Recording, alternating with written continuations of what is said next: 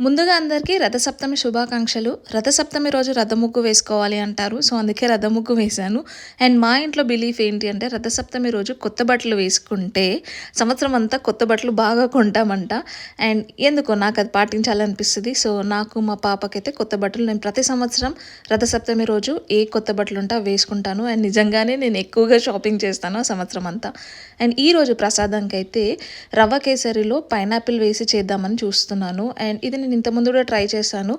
మ్యాంగోతో కూడా ట్రై చేశాను. చాలా బాగుంటుంది. ఈసారి పైనాపిల్తో చేస్తున్నాను. సూపర్ సూపర్ యమ్మీగా ఉంది.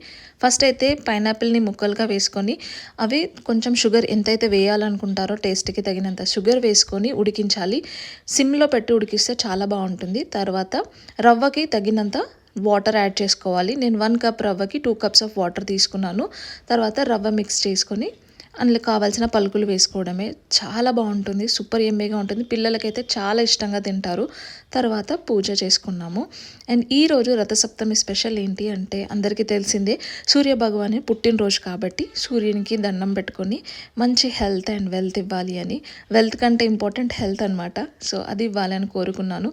అండ్ ఈ బ్యాంగిల్స్ అయితే నేను చార్మినార్లో చేయించుకున్నాను. నా రీల్ చూసింటే మీకు తెలుస్తుంది కదా. సో ఇది నేను చార్మినార్లో తీసుకున్న బ్యాంగిల్స్ అనమాట. సో సూపర్ యమ్మీగా అయింది ఈరోజు ప్రసాదం అయితే.